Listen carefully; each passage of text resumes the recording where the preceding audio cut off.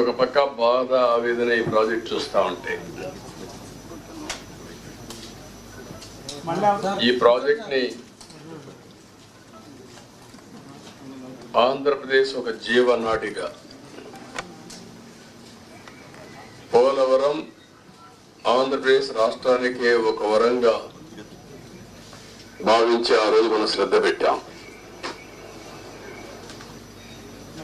ఈ ప్రాజెక్ట్ వల్ల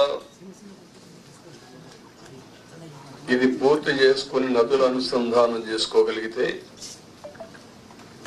ఈ రాష్ట్రానికి కరువు అనే మాట లేకుండా చేయొచ్చనే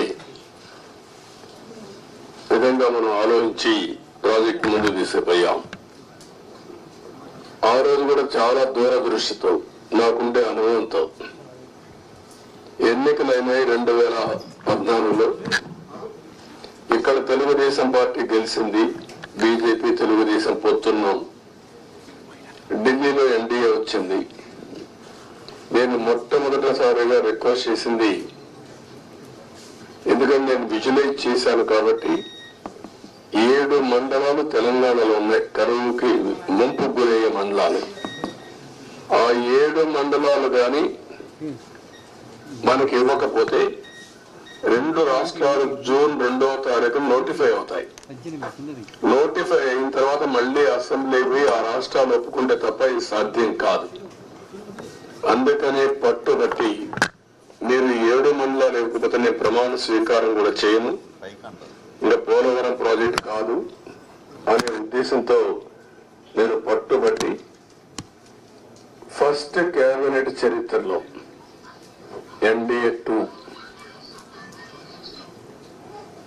అసెంబ్లీలో మామూలుగా మెంబర్లంతా కూడా ఓట్ తీసుకున్న తర్వాత రెగ్యులర్ బిజినెస్ స్టార్ట్ అవుతుంది. మినిస్టర్స్ ని స్వేరింగ్ ఇన్ చేసి ఎంపీ ఓట్ తీసుకొని రెగ్యులర్ బిజినెస్ స్టార్ట్ అవుతుంది. అలాంటిది ఆర్డినెన్స్ ద్వారా ప్రెసిడెంట్ ఆఫ్ ఇండియాని కన్విన్స్ చేసి కొత్త ప్రభుత్వం ఆర్డినెన్స్ ఇవ్వాల్సిన అవసరం ఉండదు, ప్రెసిడెంట్ కూడా ఒప్పుకోడు.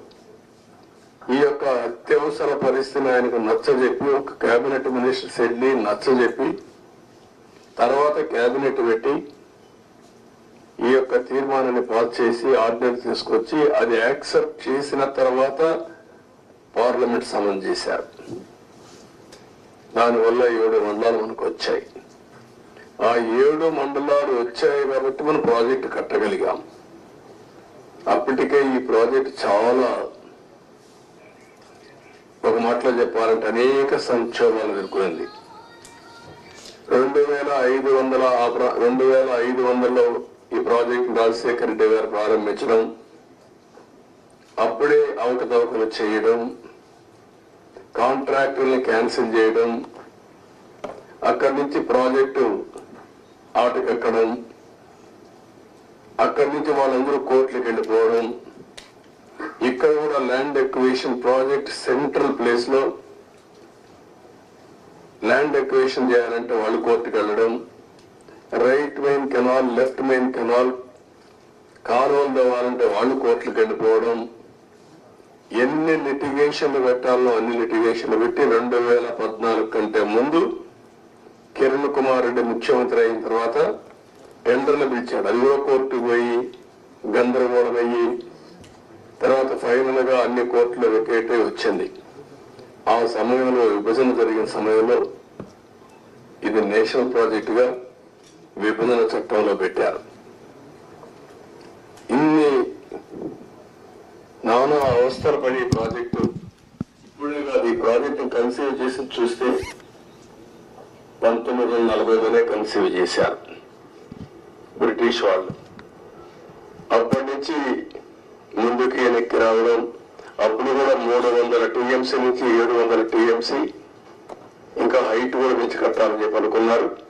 కదా మనకు వచ్చింది చూస్తే 45.72 మీటర్లు దీంట్లో కట్టినప్పుడు 194 టీఎంసీ ఆఫ్ వాటర్ స్టోర్ చేసేట్టుగా మనం దీన్ని పెట్టుకున్నాం. అంటే 194 టీఎంసీ వాటర్ పెట్టుకుంటే 320 టీఎంసీ ఆఫ్ వాటర్ వాడుకునే అవకాశం వస్తుంది. ఫ్లడ్ వాటర్ వచ్చినప్పుడు ఈ రిజర్వాయర్లు పంపించి అన్ని చేసే అవకాశం వస్తుంది. ఈ ప్రాజెక్టు చూస్తే ఉత్తరాంధ్ర కానీ ఈ యొక్క ఈస్ట్ వెస్ట్ గోదావరి, కృష్ణా, గుంటూరు, ఒక మాటలో చెప్పాలంటే ఇవన్నీ కానీ సక్రమంగా వాడుకుంటే రాయలసీమకు కూడా కరువు ప్రాంతమైన రాయలసీమకి ఇక్కడ గోదావరి నీళ్లు వాడుకొని కృష్ణా వాటర్ వాళ్ళకి ఇచ్చే అవకాశం ఉంటుంది. అవసరమైతే భవిష్యత్తులో అన్ని సహకరిస్తే గోదావరి వాటర్ కూడా రాయలసీమ కూడా తీసుకునే అవకాశం వస్తుంది. ఇది 15 lakh cusecs of water discharge, highest ఇది స్పిల్వే మీద. 3 గ్యార్జెస్ ఉంది చైనాలో, దానికంటే ఎక్కువ. అది ప్రపంచంలో ఒక పెద్ద సక్సెస్ స్టోరీ. అక్కడ కూడా ఇదే రివర్ మార్చారు, అతిపెద్ద ప్రాజెక్టు కట్టారు, మనం మాట్లాడుకుంటాం. దానికంటే ఎక్కువ వాటర్ ఈ స్పిల్ వే మీద డిశ్చార్జ్ అవుతుంది. గేట్స్ కూడా చూస్తే 48 number, 16 into 21 meters size, 320 metric tons weight కూడా. ఇవి కూడా ఒక పెద్ద ఛాలెంజ్ కింద బిగ్గెస్ట్ గేట్స్ డిజైన్ చేసి మనం ముందుకు పోయాం. ఇంకొక పక్కన మీరు చూస్తే మేజర్ రివర్ ని డైవర్ట్ చేయడం, రివర్ ని డైవర్ట్ చేసి స్పిల్ వేని తీసుకొచ్చి స్పిల్ ఛానల్లో మనం వదిలిపెడుతున్నాం. ఇంకొక పక్కన 99% వాటర్ ని డిశ్చార్జ్ చేసే అవకాశం ఉంటుంది. ఇలాంటి ప్రాజెక్ట్ అయితే 2014-19కి 72% మనం పూర్తి చేశాం. అయితే నేను డీటెయిల్స్ కి ఈరోజు పోవడం లేదు, మెరిట్స్ మళ్ళీ మాట్లాడతాను. కానీ బాధ అంతా ఏంటంటే ఆ డేట్స్ కూడా మీకు మళ్ళీ ఇస్తాను నేను, మీరు కూడా స్టడీ చేయాలి. ఈ రాష్ట్రంలో ప్రతి ఒక్కరు కూడా అర్థం చేసుకోవాల్సిన అవసరం ఉంది. ఒక వ్యక్తి రాజకీయాలకి ఉండదగ్గ వ్యక్తి కాని వ్యక్తి రాజకీయాల్లోకి వచ్చి రాష్ట్రానికి ఒక శాపంగా మారి, ఎందుకు నేను ఈ మాట వాడుతున్నానంటే ఇది ఒక ఉదాహరణ. పోలవరం కేస్ స్టడీ, ఇలాంటి చాలా జరిగాయి. అతిపెద్ద తప్పు కాదు, తప్పు కంటే కూడా ఒక శాపంగా మార్చేశారు రాష్ట్రానికి. మామూలు కాదు ఇది, క్షమించరాని నేరం కూడా. ఒక చిన్న తప్పు చేసేదో అనుకుంటాం, అలాంటి పెద్ద ఇది చేసి డయాఫామ్ వాల్. ఇక్కడుండే ప్రెస్ లో మీరు చాలా మంది ఉంటారు. నేను దగ్గర 30 సార్లు వచ్చే 31సారి ఈ ప్రాజెక్ట్ కి. నా మనసంతా ఈ ప్రాజెక్ట్ మీద ఉంటుంది. అందరికంటే ఎక్కువ బాధపడే వ్యక్తిని నేనే. నా కష్టాన్ని బూడిదలో పోసిన పన్నీరుగా చేశారు. ఎందుకు ఈ మాట వాడుతున్నానంటే, పండగ రోజు కూడా నాగపూర్కి వెళ్ళి, ఇప్పుడు గట్కర్ ఎక్కడ ఉంటే వాళ్ళ ఇంటి దగ్గర ఉంటే పోయి ఆయనతో మాట్లాడి, అదే మాదిరిగా అప్పుడు ఉమాభారత్ మినిస్టర్ అంటే ఆవిడని కన్విన్స్ చేసి ఎక్కడ ఎలాంటి అడ్డంకులు లేకుండా అన్ని అడ్డంకులు, ఇక్కడ కూడా ఒకసారి 2 సార్లు అయితే ల్యాండ్ ఎక్విజిషన్ అప్పుడు కూడా కొంత ట్రబుల్స్ క్రియేట్ చేస్తే వాళ్ళందరినీ పిలిపించి నయానా భయానా చెప్పి వాళ్ళకి కన్విన్స్ చేసి వాళ్ళకు లిబరల్ గా రీహాబిలిటేషన్ కానీ రిలీఫ్ కానీ ఇచ్చి మొత్తం చేశాం. వీళ్ళు చేసిన పని మీరు చూస్తే ప్రభుత్వం వస్తానే రివర్స్ టెండరింగ్ అన్నారు. వచ్చిన వెంటనే అదే రోజు, ఒక మాటలో చెప్పాలంటే సేమ్ డే ఏజెన్సీని మార్చేస్తామని చెప్పి స్టేట్మెంట్ ఇచ్చారు. 4-5 రోజుల్లో ఇక్కడి నుంచి ఏజెన్సీని వైండప్ చేసి బయట పంపించారు. ఉండే స్టాఫ్ అంతా మార్చేశారు. ఆ ప్రిన్సిపల్ సెక్రటరీ, ఇంజనీరింగ్ చీఫ్ అందరినీ మార్చేశారు. అక్కడి నుంచి ఎవ్వడికి తెలియని వ్యక్తులు పెట్టేశారు. ఇక్కడ 1920 వరదలు వచ్చాయి. గోదావరి వరదలు వస్తే ఎంత తీవ్రంగా వస్తాయో మనందరికీ తెలుసు. 2 సార్లు వరదలు వచ్చి మొత్తం మీరు చూస్తే దగ్గర డయాఫ్రమ్ వాల్ 4 చోట్ల బ్రీచ్ అయిపోయింది. 35% డ్యామేజ్ అయింది. మనం ఆ రోజు ఈ యొక్క డయాఫ్రమ్ వాల్ మీరు ఒక్కసారి చూస్తే మొత్తం 446 కోట్ల రూపాయలతో డయాఫ్రమ్ వాల్ వాటర్ ఫుటింగ్ లో అప్పుడు కూడా ప్రాబ్లమ్స్ ఉంటే 2 సీజన్లో పూర్తి చేశాం. ఆ డయాఫ్రామ్ వాళ్ళు కాపాడవలసినటువంటి ప్రభుత్వం కాపాడకుండా ఇష్టానుసారంగా ప్రాజెక్టు యొక్క ఫేట్ తో ఆడుకొని ఇప్పుడు మొత్తం ఈ డ్యామేజ్ అయితే ఆ డ్యామేజ్ కూడా కనుగొనడానికి ఒక 1 year పట్టింది.